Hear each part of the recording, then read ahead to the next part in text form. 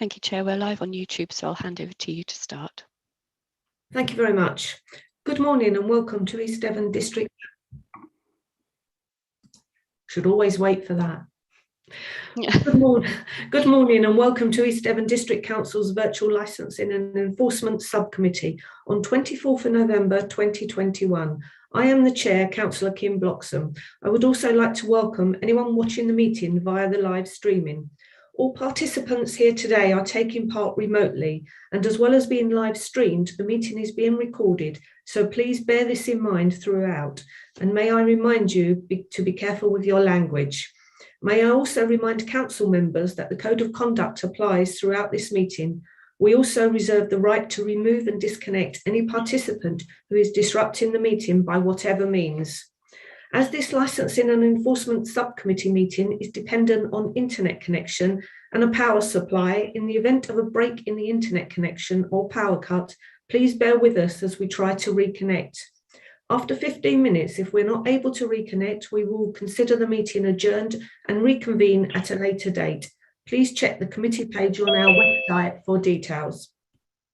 Accordingly, my first task this morning will be to ask a subcommittee member to act as vice chair in case I experience any difficulties with the IT during the meeting. All councillors have been sent the agenda for today's meeting. Any members of the public who want to view the agenda can do so by visiting our website www.eastdevon.gov.uk. It is in the interest of all parties present that the virtual meeting runs in an orderly manner, so please bear the following points in mind throughout. Please make sure all phones are turned off or are on silent, and make sure all microphones are muted when you're not speaking to avoid any background noise levels. The meeting is being streamed live on YouTube, but please do not have the YouTube streaming on at the same time, as you will not be able to hear or be heard. Please keep points short and do not repeat points that have already been made, and do not interrupt other speakers. The chair of the meeting will advise when it is the turn of each of the participants to speak. If needed, we will have a comfort break at approximately 11 AM. For the purpose of confirming that the meeting is quorum, we will now do a roll call of members present. Can I ask Sarah Hellman to do a roll call and confirm we're quorum, please? Thank you. Councillor Bloxham? Present. Councillor Miller? Present. Thank you. Councillor Wright? Present, thank you, Sarah. Thank you. Confirming that we're correct.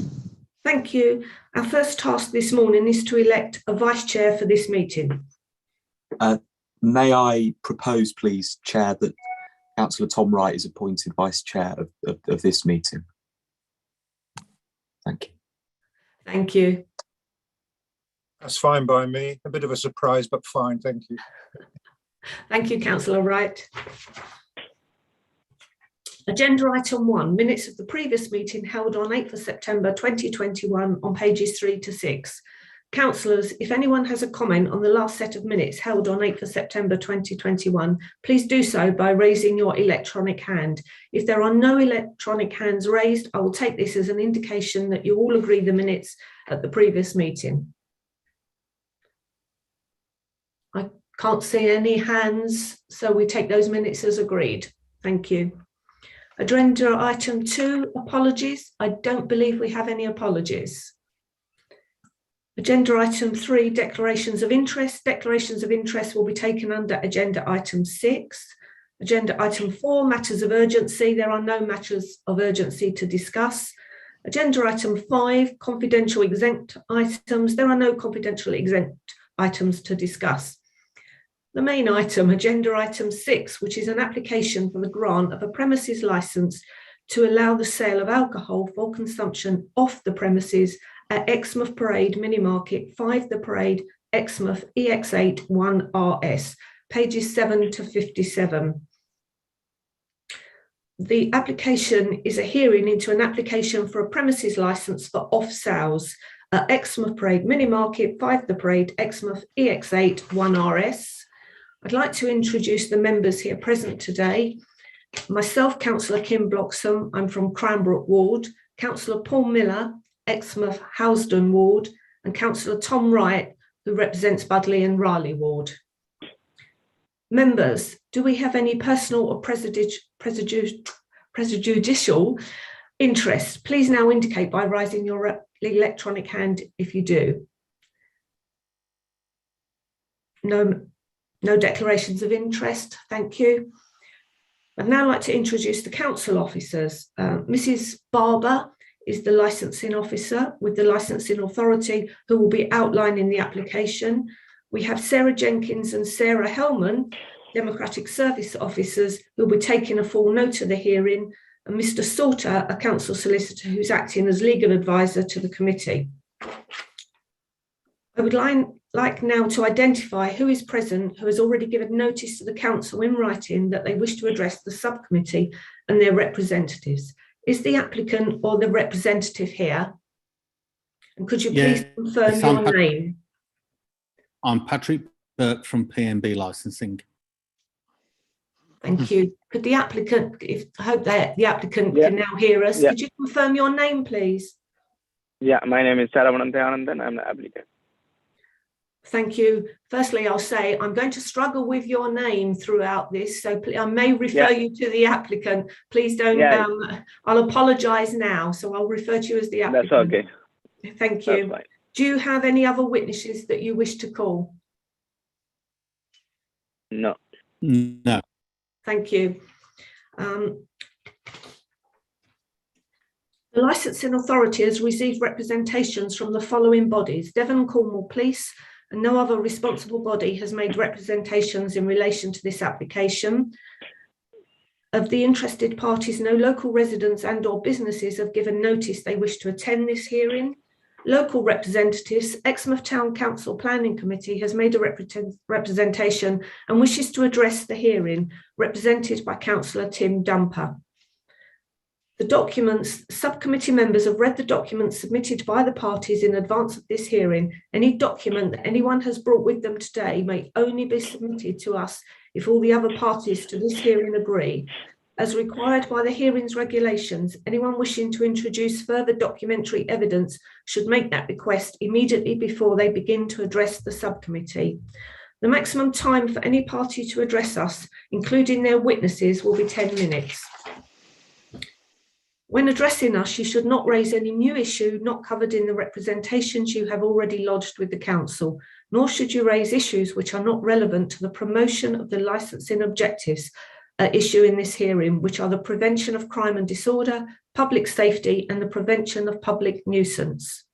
A summary of the current position is set out in the report, which has been sent to all parties.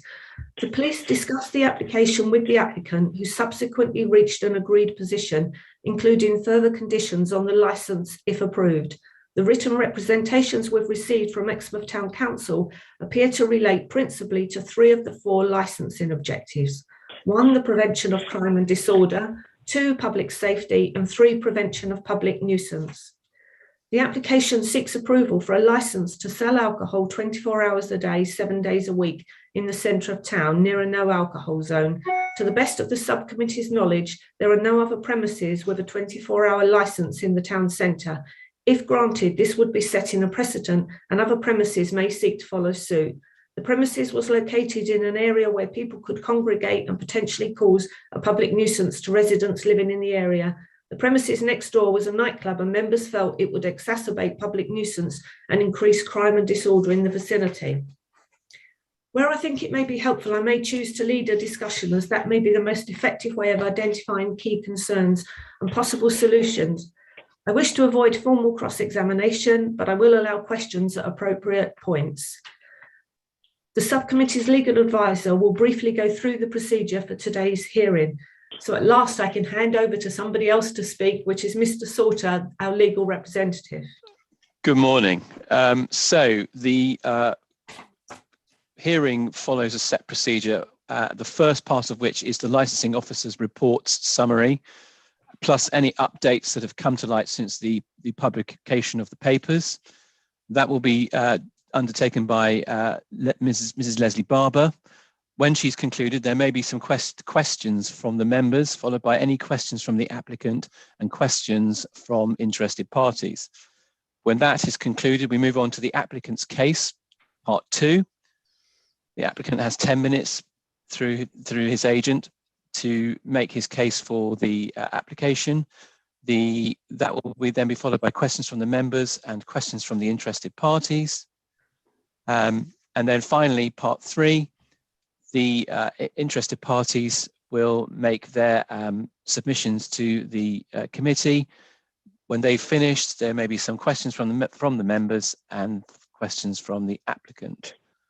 I don't think I need to say anything further at this point. So I'll hand back to you, Chair. Thank you very much. Thank you, Mr. Sauter. We'll now continue with the licensing officer. Mrs. Barber will now present a summary of the report and update on any changes to the report as published. Over to you, Mrs. Barber. Thank you, Chair, and good morning, everybody. So the subcommittee are asked to consider an application for the grant of a new premises licence to permit the sale of alcohol for consumption off the premises only. And the business intends to operate as a 24-hour general store and off licence, and is therefore seeking a licence for the sale of alcohol 24 hours a day, 7 days a week. And as the Chair has mentioned, the premises is located within the town centre in Exmouth. It's directly next to a premises that has most recently operated as a nightclub, and most recently has been known as Pop World nightclub. It's also close to other pubs and off licenses within that Roll Street and Strand area. In terms of representations, the police have raised the representation in relation to the prevention of crime and disorder and the protection of children from harm. The applicant has reached an agreed position with the police, and effectively the police have tightened up on the conditions offered by the applicant in the original application. And those amended and updated conditions can be seen in full at Appendix G in the report. We've received 2 further representations, firstly from Exmouth Town Council, and the Town Council's representation can be seen at Appendix D and Appendix E, and that has already been mentioned by the Chair in her introduction.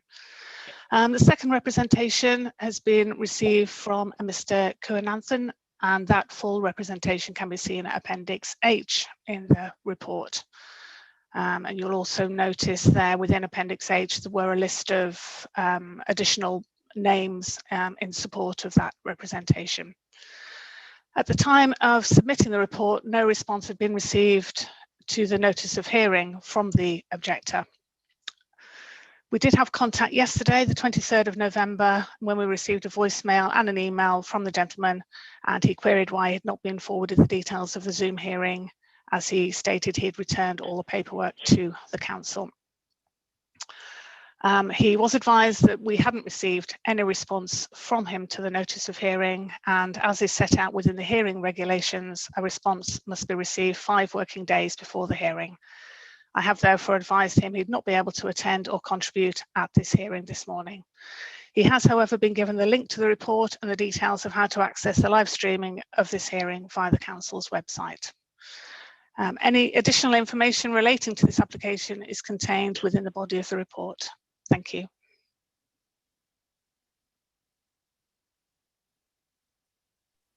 Chair, can I just clarify? Can I just clarify for you the interested party who didn't submit his notice of hearing in time? The regulation is Regulation 8.5 of the 2003 hearings regulations, published 2005, which basically says that submissions for a notice of hearing must be made to the licensing authority at least 5 days before the hearing, and the emphasis there is on the word must, or actually I think the word it says shall. So that's a word that means that has to be specifically followed. There is no discretion for the committee or the licensing authorities to accept a late representation on that point. Thank you very much. Thank you for the clarity, and thank you, Mrs. Barber, for her report. I will now go to members. Members, do you have any questions for the licensing officer, Mrs. Barber? If so, please raise your electronic hand.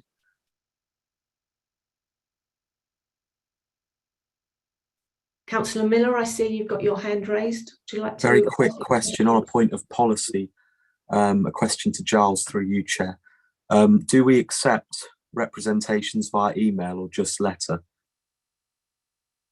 Or what's our current policy on that? If the interested party has stated that he has definitely submitted it, it just seems bizarre. I just want to know whether it's. Yeah, I think we accept them either by letter or by email. But unfortunately, he actually contacted us less than 24 hours before the start of the meeting, and the meeting administration's all been set up. The Zoom meeting and appointment's been set up, and it's just unfortunate for him that it's just too late. There's no discretion. There's no discretion. And there's no chance that this letter could be found if we were to have made any administrative error. Will that fall back on us? It's his responsibility to ensure that the licensing authority has received his submission. So, he could have phoned. These papers go out a good 10, 15 days before the hearing. So, if he's that concerned and that interested, he should ensure that we've received it and follow that up. So, the onus is on him. And officers obviously are far too busy to follow up every piece of post that comes into the council. So it's just unfortunate, I'm afraid, but that's what the regulations say. Yeah. And I say there's no discretion. I hope that answers that point for you. Thank you, Giles. I Okay. see Leslie's got her hand up. Leslie, did you want to come in on that point? Yes, thank you, Chair. Just for further clarification, we do 100% accept representations by email or by post. Either is fine. I am content 100% that we haven't received a response from this gentleman within the licensing team. So I can confirm there is no administrative error there. We haven't had his response. I did double check it thoroughly yesterday. Thank you for that clarity from both of you. I see no other hands for questions for the licensing officer from members. So questions from the applicant. Does the applicant have any questions at this stage for our licensing officer? No questions. Thank you. The interested party, Councillor Tim Dumper, and welcome. Do you have any questions for our licensing officer? Thank you, Chair. No, I think all is clear. It might also be said that that it was quite lucky for Exmouth Town Council that we got our representation in the time, because we had staff sickness, and it might not have received. You might not have received it had it not been for certain actions that we took at the time. Okay, thank you very much. So the applicants now.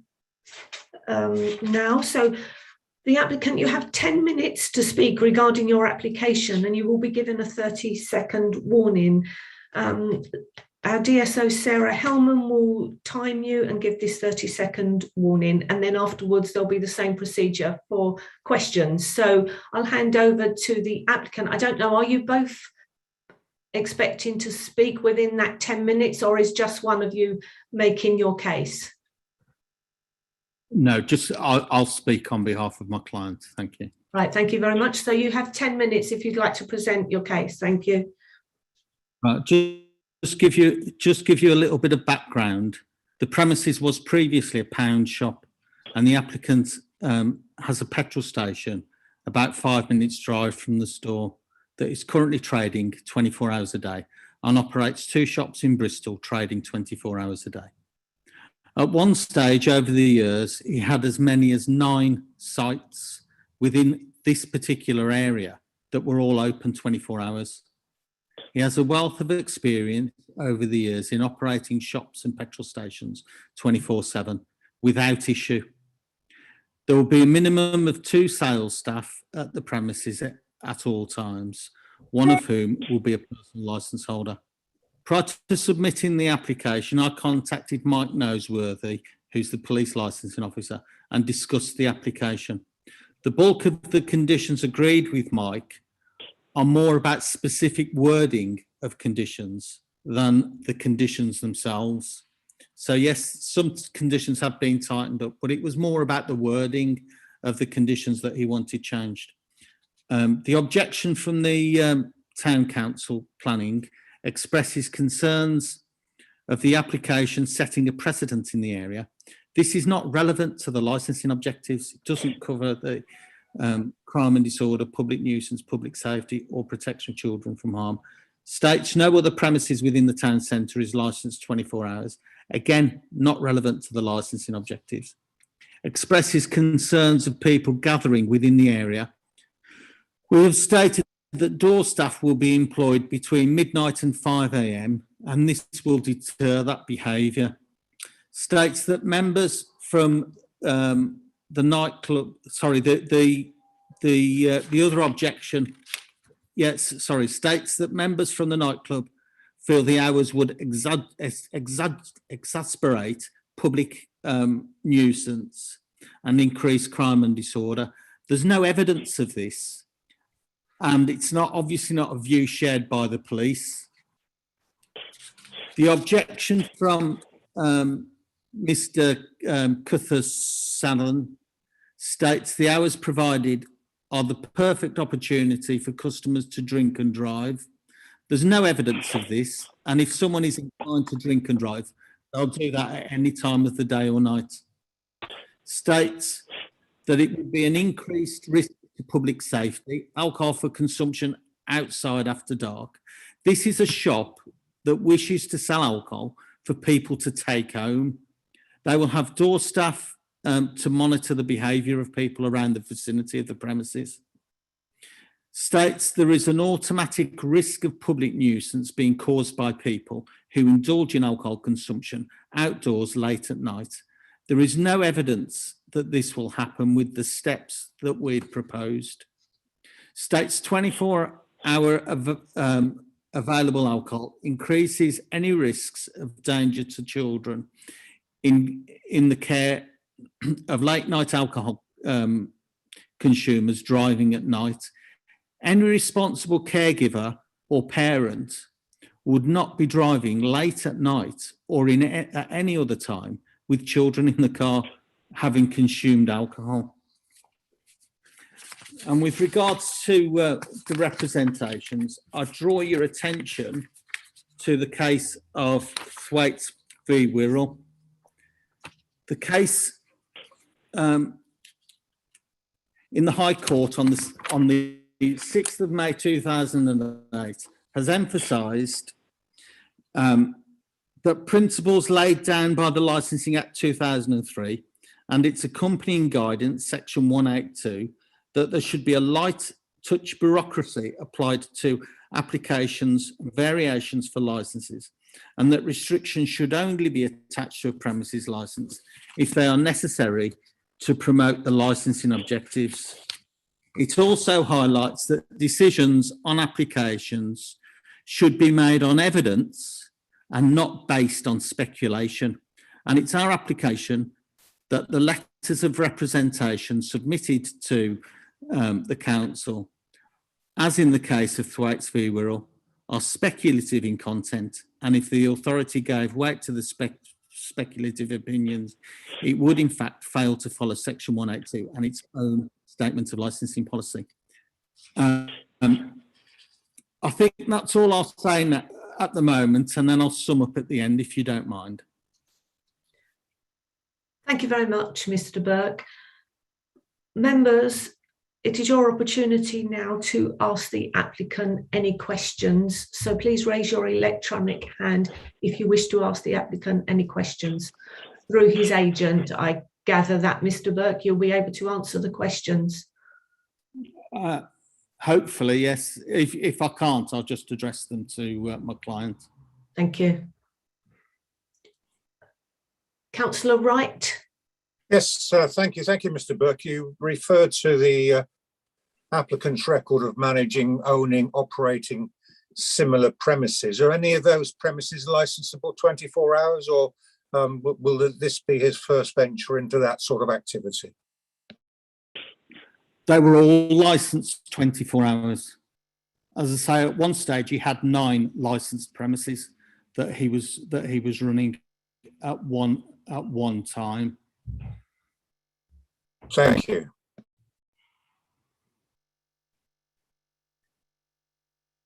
Councillor Miller? Thank you, Chair. I just wanted to ask the applicant through his agent, is he aware of the fact that this specific area is part of the public spaces protection order that the council has applied to it since 2017? And is he aware of the number of antisocial behaviour incidents, which is a matter of public record? It was reported at a recent council meeting that has happened within the broad area that includes that area. I just wanted to ask that on the basis of the representations made on this lack of evidence. I just wanted to ask whether you're aware of that.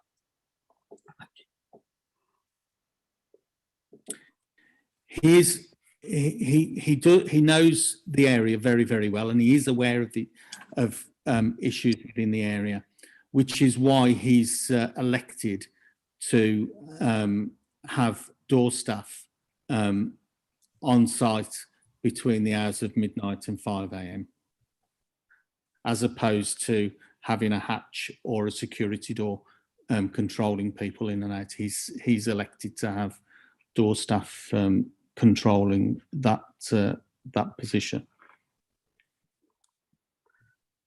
Could I come back, Chair, because I have a few more questions on slightly different matters for the applicant? Yes, yeah, please. Thank you. What clientele, I mean, from the applicant's experience, would he expect to use the premises between the hours of 12 a.m. and 5 a.m, the period in which the security has been suggested? What kind of clientele? What range of items would it mainly be alcohol, from the experience of the applicant? I think I'll ask my client to answer that question personally. What did you understand the question? Yeah. What range of clients would you be expecting between midnight and 5 a.m?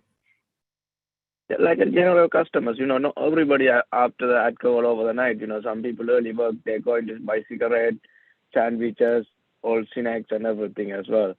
Not most people are after the alcohol 24/7 early in the morning days. Mr. Burke, I don't know if anybody else picked that up. The quality of the sound is not that good for the applicant. Mr. Burke, were you able to pick up what the response was and clarify for us? Yeah. What he said is that he has a range of people who basically work shifts. So they come in for sandwiches, for snacks, things like that. He also has a range of, obviously, people working shifts that may come in and have finished their shift and want to get maybe 4 cans of lager on to take home with them, and have a couple of drinks before they go to bed, before they start their next night shift or whatever. So that's the idea of the 24 hours. And also the climate within the industry has changed with regards to things like Uber Eats and Just Eat and things like that. A lot of people order deliveries of groceries and whatever through that medium, and they order them 24 hours a day. And that's what he finds in his other premises as well, that people tend to be ordering online, at all times of the day and night. So it might not necessarily be people walking in and out the door. It could be for supplies of goods, groceries, being delivered by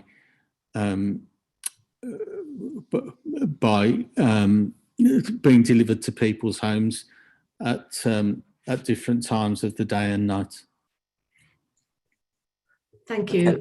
I had a couple of questions as well, but Councillor Miller has just asked those, as in who's your target customers and what research have you undertaken to show the need for 24 alcohol sales? Well, I think you've actually answered those questions.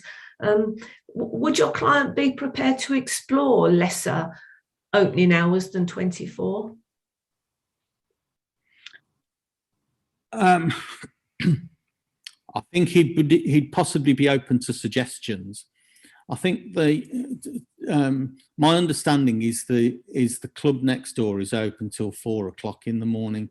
So I mean, what proposals would you be prepared to put forward, or would you want to? I think he would be prepared to explore possible proposals with a view to, if things are working okay, possibly having the hours extended at a later date.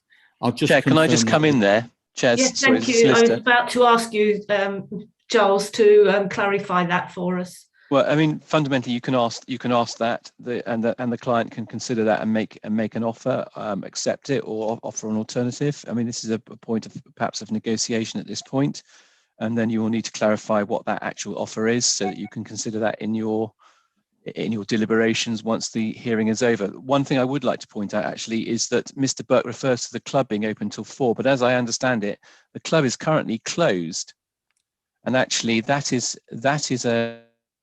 will be considered for its license on its own merits, as will this. There shouldn't be there's no cumulative impact policy in place for East Devon District Council, so fundamentally, those considerations are taken on their merits as for each premises application. I think that's all I want to say at this point. Thank you. I was going to ask for clarity because I understood the club was closed, but thank you very much for clarifying that and for clarifying the response to my question. Before we explore that any further, I see Councillor Miller wants to come back with another question. Councillor Miller? Yeah, sorry, Chair, and it's very relevant to the last answer that the applicant's agent made about the expected clientele, and again it follows on from what you've said. But firstly, I just wanted to hone in on the area itself. Is the applicant aware of the large, just from his point of view of fulfilling the licensing objectives? Is he confident with the large number of pubs in the immediate area? I mean, you've got the Strand, the York.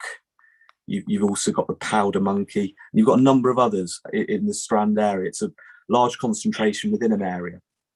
So my other point would be on the nightclub. I just wanted to say, I've spoken to the police myself, and that's very likely to reopen soon.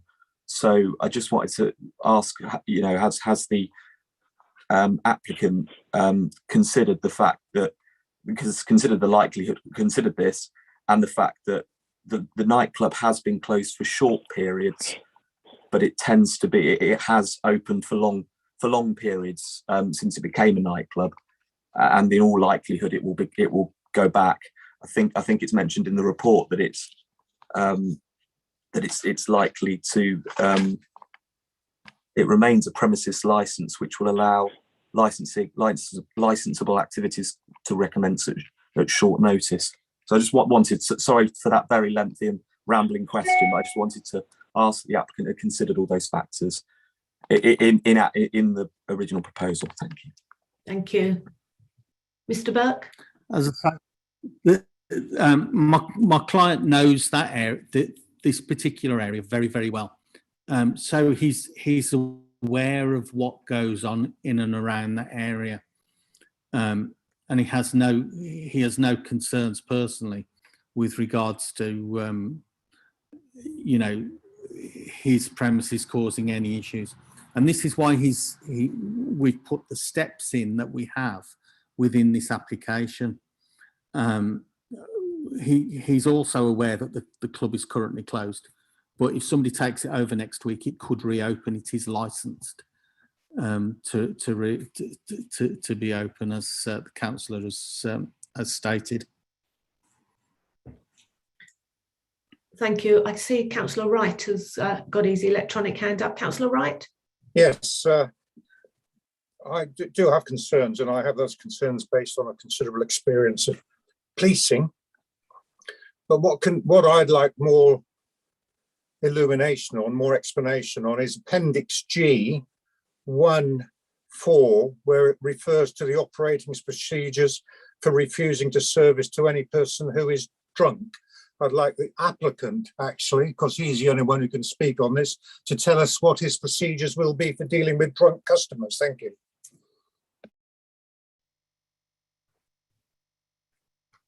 Thank you. Can the applicant respond to that question, please? Yeah, if the customers are over drunk, we are normally not serve them. We tell them you are drunk and we are not allowed to be breaching our licensing. We don't normally sell them if they are drunk. Yeah, normally is not enough. It's either you don't or you do. Saying normally you don't, does that mean in certain abnormal situations you would? Thank you. Could you clarify for us, please? Yeah, my premises, like all the premises which I have a license, we don't sell the customers who are drunk or like illness people. We don't sell them, because I've seen a lot of people in the previously, some people come epileptic and everything as soon as they touch their drinks and everything. I've been dealing this retail business nearly 9 years. And thank you. Does that answer your question, Councillor Wright? Yes, it does. Thank you. Thank you. I see Councillor Miller again. What final questions? So sorry, Chair. There've been so many, I think, and then after that, it'd be interesting to go on to the discussion on the hours. Obviously, it's been mentioned about the nightclub being nearby and the 4 a.m. On anecdotally and from experience, knowing the area growing up, I know that there can be antisocial behaviour in the immediate area. Has the applicant in the past had security staff as part of any of his previous licenses on his other in his other ventures, in his other businesses or venues? Sorry, in his other venues. And I'm concerned personally about the safety of the security staff in potentially having to turn away drunk customers. Has he considered that, and this obviously also the safety of his own staff that work there?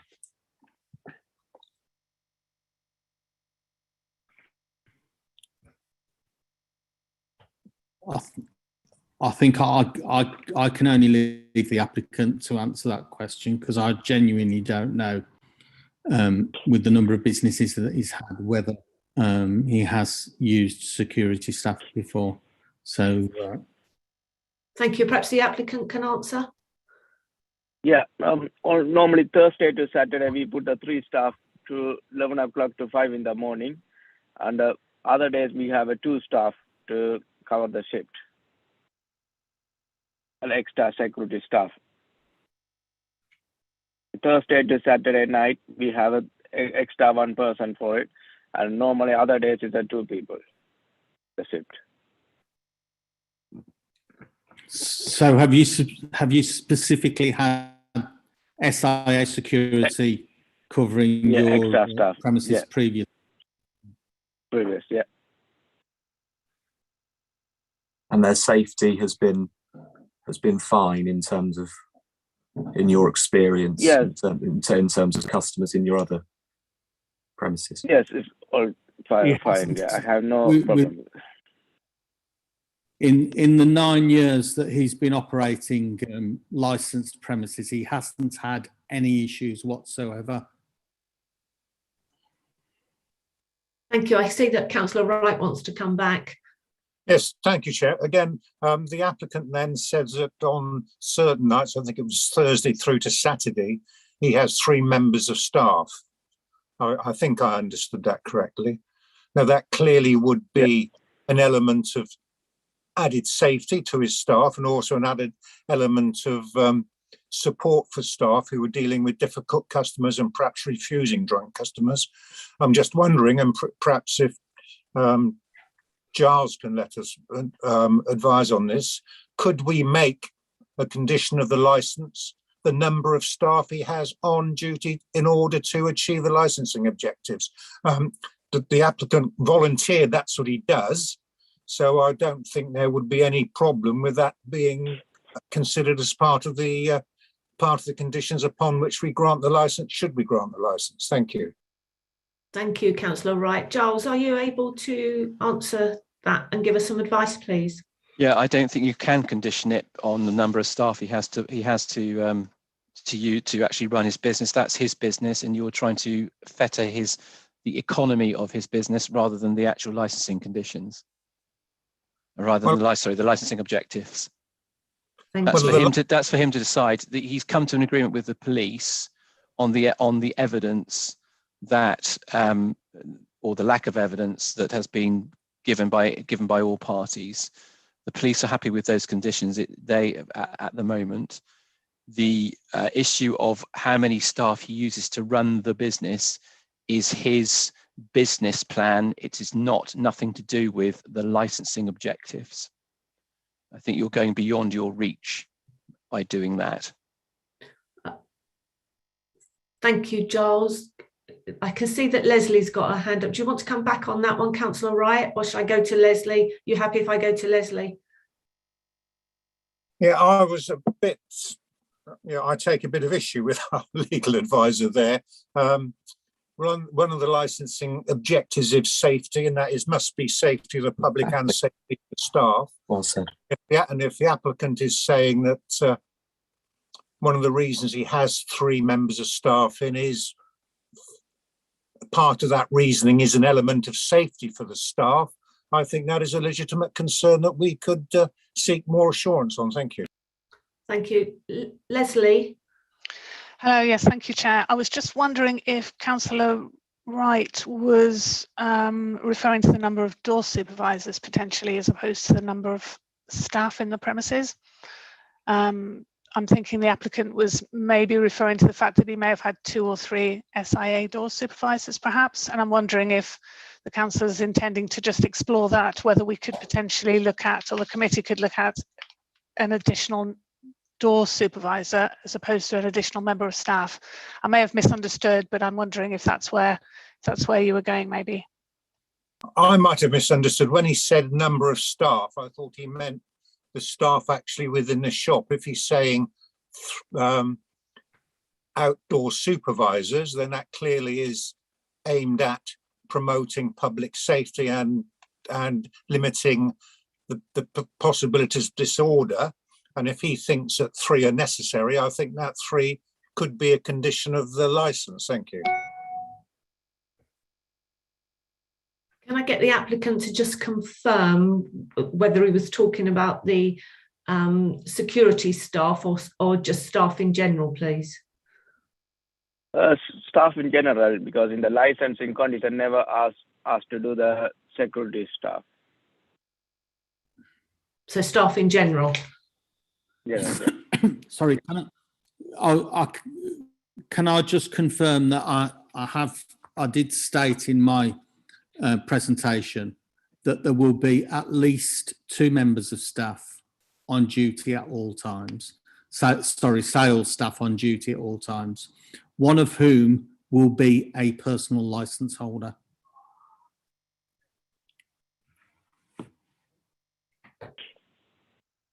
Thank you for the clarification. I think we've explored this. If I can't see any other hand, Councillor Miller just at the last minute has put his hand up again. No, Chair, I don't want to preempt you. I was just wondering whether we were going to get back to the hours, because I think that's a real discussion worth having in terms of with the applicant. I think clearly the hours seem to be an issue, and it's a discussion worth having. I wonder whether... Can I just jump in again, please? Because we're still on the issue of door staff and conditions, and it's something that Councillor Wright has raised. And I'd just like to ask Leslie Barber, from memory, there is an SIA guidance on door staff and the number that have to be there for the premises. Am I correct? But that's normally for a premises where fundamentally the people are partaking of on and off sales, and yes. it's a ratio, isn't it? There's a guide. There's certainly no. It's certainly not set in stone, because simply we're back to the case that every application must be viewed on its own individual merits. Certainly, we have a greater number of premises, on-licensed premises with door staff than we would off-licensed premises. But the applicant, in his original application, he did offer a condition for one door security between midnight and 5. The police have tightened up on that, and they've indicated that the SIA member of staff must be in addition to any other staff within the premises. So there is a condition there already for one door supervisor. And of course, there is an option then for the committee to explore whether they felt one was sufficient or whether they felt it needed more than one SIA door supervisor at certain times or on certain days of the week. But that's for the committee to explore.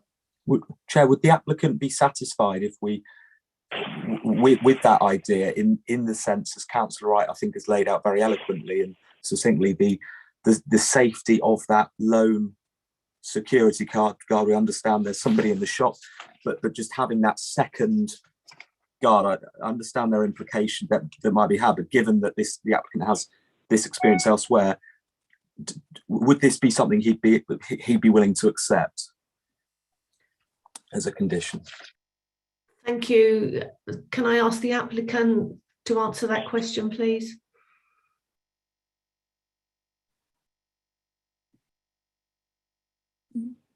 Oh, we can't hear you. Yeah, can you repeat again, please? Can you repeat the question again?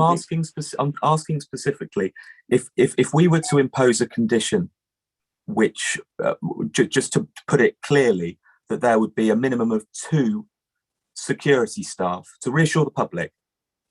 So if one of the so people wouldn't be we wouldn't be worried that there would be one security staff who could be attacked by a drunken member of the public. Would that be okay with you to have that second as a condition? Yeah, that's be okay with the condition. Yeah. Okay. Thank you very much. Thank you very much. Sorry, can I just clarify then? So what you're saying is that at certain times, and we still haven't discussed what the times of the opening, you are considering imposing 2 SIA staff plus 2 sales staff on the premises from between the hours of what would be 12 and 5 a.m. Am I clear on that? Is that what you're proposing? That is, and I know we've got to discuss the days of the week, but we've got to think about the Fridays and Saturdays in particular. That'll be something to discuss further, but I do think it's important. That's why I'm proposing it, for public safety, which is one of the licensing objectives.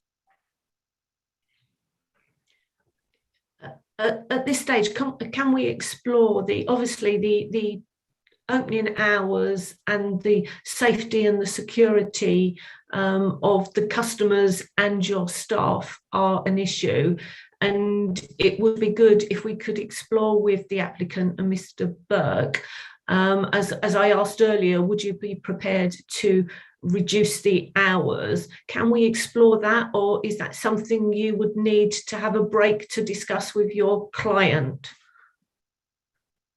I think I'd need to have a break to discuss that with my client. Thank you.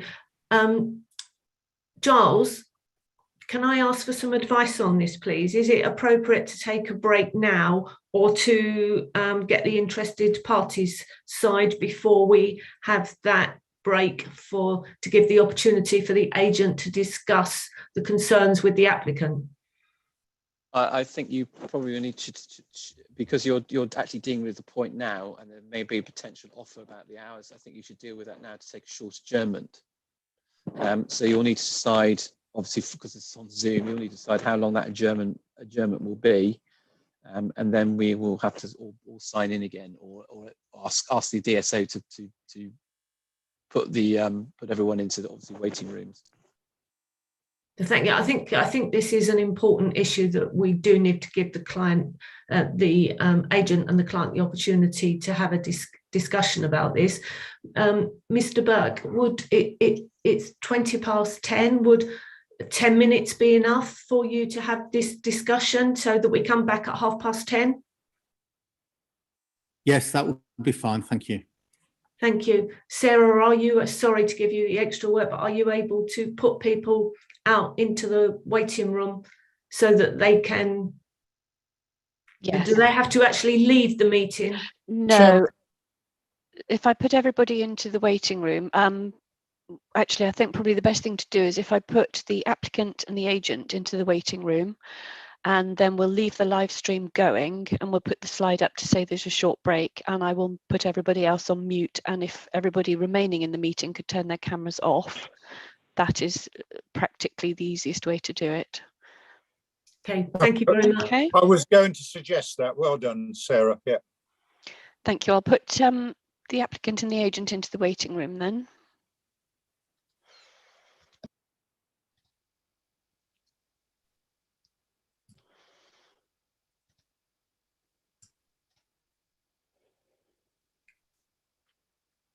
Councillor Miller, can you thank you. Can you turn your camera off?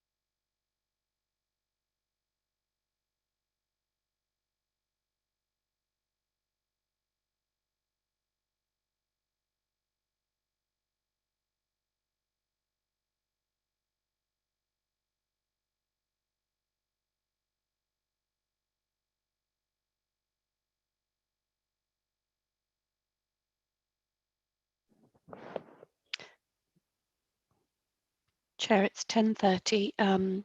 If you're ready to restart, I'll bring the applicant and the agent back into the meeting.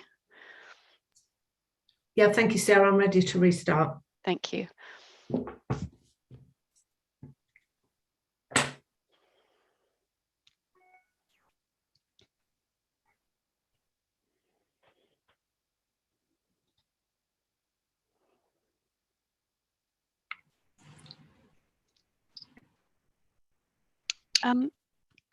Before we restart, Chair, sorry, Mr. Burke, I've got your client has come into the meeting with, I can see on the video camera, but we've also got a telephone number. Is that your client's phone? The number ends in 416. I'll just check for you. Thank you. Yeah. Lovely. Thank you very much. Yeah.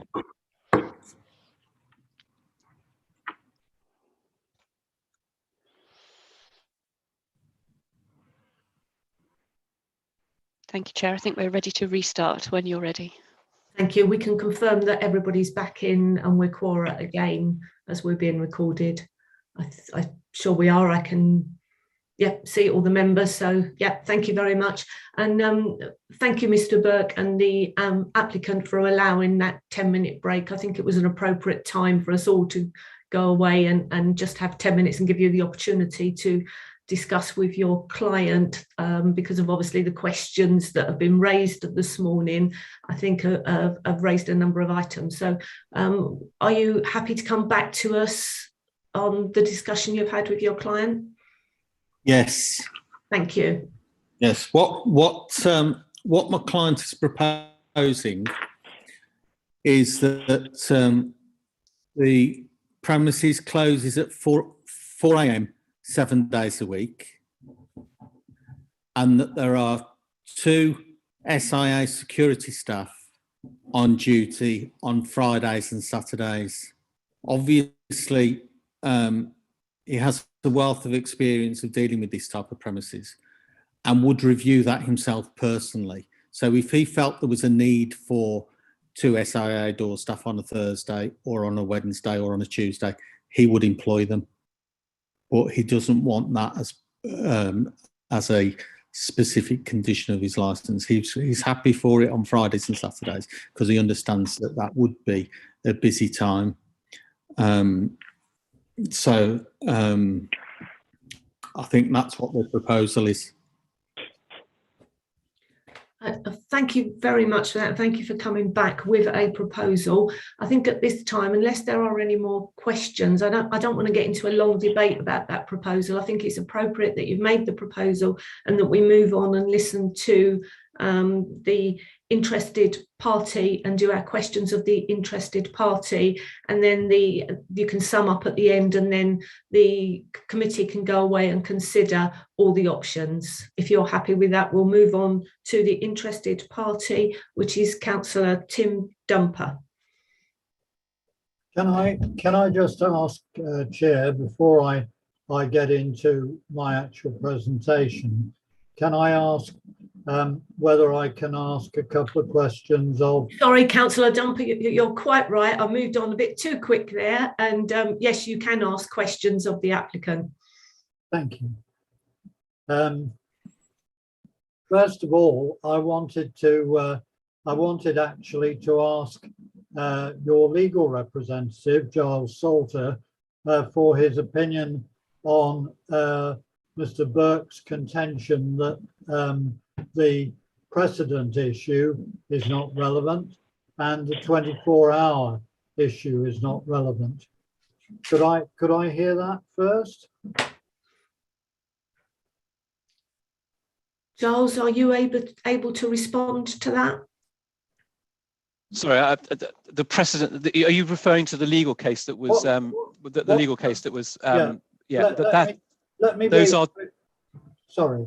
Sorry. The Thwaites versus Wirral is the leading case in how the licensing applications should be considered with regards to the principles set out in section 182 of the guidance, which it is a light touch. Yeah. A very light touch approach. That has always been the approach in licensing. Understood. And that light touch is that you have to have the evidence and to actually impose conditions on any license, and that evidence must show that there is a necessity to promote the licensing objectives, and it is very much an evidence-based exercise, not a speculation-based exercise. And you have to have the evidence in front of you, either delivered by the parties or by the responsible bodies, in order to consider whether you can or should put conditions on a license. Okay, thank you. Thank you, Giles. Can I then ask Mr. Tyanantan about the contention made by Mr. Burke that he had run 9 premises, if I understood correctly, 9 premises which were operated on a 24-hour basis in our area. Now, Mr. Tyanantan is a well-known business space around Exmouth, so there's no difficulty in recognising that fact. But I would like to know what 24-hour businesses you currently operate or have operated in the past within Exmouth Town Centre. Yeah, I got currently Salterton Road service station in Salterton Road in Exmouth. That's the one I got currently in Exmouth area. Is that currently 24 hours? Yeah, it's currently 24 hours, yes. Yeah. Have you in the past operated any town centre businesses which sell alcohol on a 24-hour basis? Yes, I got in Bristol right now. I got a 24-hour shop. Sorry, I had a. It's in Bristol. I got a business right now, 24 hours. Yeah, but not in Exmouth. Not the Exmouth. I got only Salterton Road service station is in Exmouth. Okay. That's 24 hours currently. Okay. Thank you. Thank you very much. Thank you. Thank you. But I think those are my questions for the moment. Thank you very much, Councillor Dumper. Do you wish me to go on to now go on to your session? So if you'd like to make your representation, please. Okay. Thank you very much. You have 10 minutes, the same as previously. Thank you. Yeah, and I'd like, in terms of the hours that are going to be under discussion, I know, I think it would be right for me to say, and I think I would be representing Exmouth Town Council in saying this, that the council has no problem with Mr.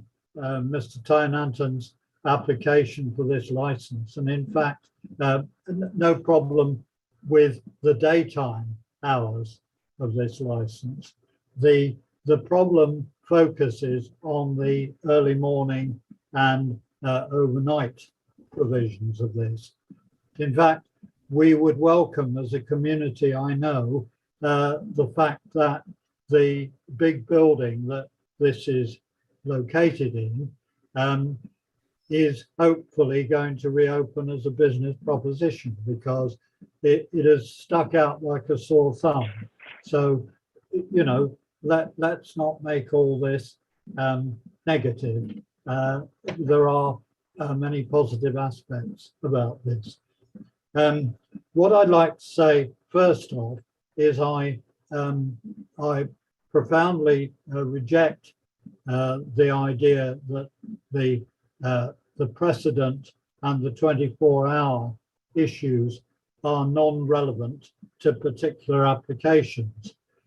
And the reason I make this claim is because the evidence is, over the years, and one of the reasons for the public space protection order being brought in 2017 was, as I think Councillor Paul Miller alluded to, the fact that there had been disturbance in the centre of town, and the idea of bringing it in was to restrict that. Now, how that impacts on the current application is that the building where this is going to go on is right next door to that public space protection order. And no matter that the police have come to an arrangement, and I'm sure I and other town councillors will be glad that an arrangement has been come to with the police on and what Mr. Townanton has just said about improved security arrangements outside on a Friday and Saturday. But of course, that doesn't affect what goes on publicly, and that's what we are looking to mitigate, if you like. What will happen in the Strand, in Magnolia Centre, on the way home, the fact that people will naturally enough come out of licensed premises when they close, of which, as we've said, there are lots of them in that local area, will go into the shop, whether they are at that time drunk or not, and they will buy extra alcohol. And in the nature of things, particularly on a Friday and Saturday night, in the nature of things, people gather in groups, people wander the streets, making a noise, potentially setting up confrontations. Now, I know people could suggest that that is speculation, but it is not speculation in terms of the fact that these things already happen. And it would be our contention that having an off license so close to the scene of licensed action, if you like, would intensify that, and you would get the corresponding side effects coming out. So that is the reason that, or those are the general reasons that Town Council has opposed this application. And the fact that we're not so concerned about on-site activity, because we believe that if security staff are there, whether it be for Mr. Townanton's premise or for any other premise, then there is a control made. But outside in public spaces, there isn't. And that really is the substance of the issue. But there is evidence that it already goes on and it would intensify. Thank you. Thank you, Councillor Dumper. Firstly, I'm going to go to questions from members to Councillor Dumper. Do any members have any questions for the interested party? And I can see Councillor Miller has already got his hand up. Thanks, Chair. I want to focus in on the fifth point of Councillor Dumper's written representation, which he touched on briefly in the report, which was on this additional issue that will encourage confrontation between residents suffering badly disturbed sleep and drinkers, and these confrontations have a history of ending violently. I would attribute that to nuisance in terms of noise, as we are wanting evidence. Is this the view simply of your perception or of your sort of town council colleagues who agreed to make this representation, and yourself, or do you actually have any anecdotal evidence of as you've been a town councillor for a long time, I know that. Have you got any evidence that you could give to us as members trying to see both sides here to support this assertion you've made? I'd just like to consider that issue of noise. Thank you, Chair. Thank you. I think in terms of you were asking about potential confrontation, Councillor Miller, and yes, I have seen evidence of this kind of confrontation going on, and I think anyone who has been out in areas where alcohol is being consumed in in fairly large quantities will have seen this kind of confrontation. I've certainly seen people in, and I live on one of the routes home, if you like, from the town centre to outer areas, and I've certainly heard returning home drinkers being confronted by people trying to sleep in the local area. So I do know that actually happens. I can't say that I've got any specific evidence for you in the Strand area, but there is plenty of noise there, and that has been reported over the years. So we know that does occur. The question whether it would be intensified, I think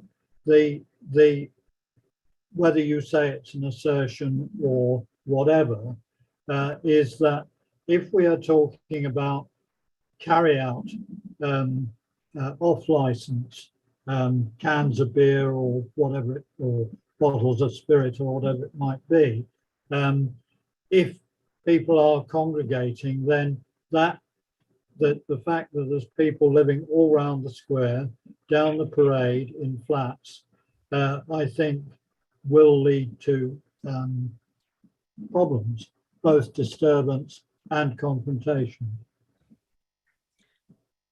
Thank you, Councillor Dumper. Councillor, can I just ask a question? Can I ask Councillor Dumper where he can point to in the papers that the Environmental Health Service at East Devon District Council has made any issues about noise emanating from this particular area? Is there evidence in the papers that have been in front of the committee today? I haven't seen it, no. I'd just like to point out to the committee that, in fact, the Environmental Health Service, East Devon District Council, which is one of the responsible authorities, has not made any representations for you to make any decisions on today. There's nothing in the papers from the Environmental Health Service. Thank you, Giles. About noise in that area. Thank you, Giles. I was also going to say, I don't believe we've had any representation from any residents complaining about noise in that area either. Not in this application. No. I come back to that. My understanding, and I mean, again, anecdotal evidence, but when I have spoken to local people about this, they are quite shocked, and they have said that yes, noise already occurs, but you know, it would be our contention that it would intensify with the fact that you've got carry out alcohol going on, more carry out alcohol as those licensed premises are closing, and they have the opportunity to buy them on the way home. Thank you, Councillor Dumper, but as is pointed out, we don't actually have that evidence from Environmental Health or anybody else in front of the committee today. I can see that Councillor Tom Wright has got his hand up for question. Well, it's a question, and actually this question of evidence. Until 2019, I sat on the local police local advisory group. And then it was not late hours in the evening, but during the day, drinking in a public space of alcohol brought mainly in those instances from bargain booze, which is on the Strand, was a significant issue. And there will be minutes and evidence of that on the police liaison group minutes. Yeah. And additionally, if we hadn't had the evidence that there were problems in this area associated with drinking outside, we would not have sought a public space protection order. And I am, it's probably a statement I am making, which is not necessarily a question. I was going to ask you if you've got a question, Councillor Wright. No, but what I want to say is I am amazed. I don't know if the police licensing officer actually spoke to his colleagues at Exmouth Police Station, because I know they would have a completely different view of what goes on in the Strand and in the area. Thank you. Can I then come back to those comments by Councillor Tom Wright? I know that one of my colleague councillors is or has taken up with the local action group on the basis of many complaints of continuing antisocial behaviour in the Strand area, and that will no doubt be contained in recent minutes of the local action group. Yeah, can I get the meeting back to some focus, please? We are concentrating on this premises application, on whether it meets the requirements of the 4 objectives of the Licensing Act and Section 182 guidance. This shouldn't be a general opened up into a more general discussion on antisocial behaviour. This premises doesn't even operate at the moment. So the ills and the troubles of antisocial behaviour in Exmouth should not be hung on this specific licence application. And I want to make that it needs to be focused on that. Has the applicant offered you enough reassurances, together with the representations by the representative bodies and the conditions that have been agreed? Does this fulfil the requirements of the 4 objectives of the Licensing Act? That is what you have to have in view. It's not a broader base of whether the issues of antisocial behaviour and noise. This premise doesn't operate for the moment, and that's it. That is where you have to focus in on your decision. Thank you, Giles. I was at the stage of saying I think that there's no more hands up. I think we've covered this. It is a new premises, and as a committee we need to remember that it is a new premises, and therefore there is no evidence that this premises, if the licence was granted, would cause any issues. But it's interesting to hear everybody's views, and I'm sure the applicant and his agent have been made very aware of the concerns of everybody. At this stage I would invite the applicant to make his final statement. Thank you, Councillor. I assume you're going to make that statement. Yes, thank you. Thank you. Yeah. All I'm going to do is reiterate the fact that my client has a wealth of experience of operating premises 24 hours. There are no objections from any of the responsible authorities with regards to this application. Right. One thing I didn't mention when we spoke about I mentioned the closing at 4 o'clock, but what he would like to do is open at 6, so he'd be operating from 6 o'clock in the morning till 4 o'clock the following morning. The club next door closes at 4, so that would give people within the town centre at least a 2-hour break to disperse from the town centre before the shop reopens. And I think that, alongside the additional condition, the conditions already proposed, and the experience that my client has with operating similar types of premises, should lead you to grant this application. Thank you. Thank you, Mr. Burke. Can I just clarify one item there on your proposal? Earlier, you'd also said that there would be 2 SIA staff on a Friday and Saturday. Can you just... On a Friday and Saturday, yes. Yeah, thank you very much. Yeah. Yeah, thank you. And at least 2 sales staff, at least two sales staff on duty at all times.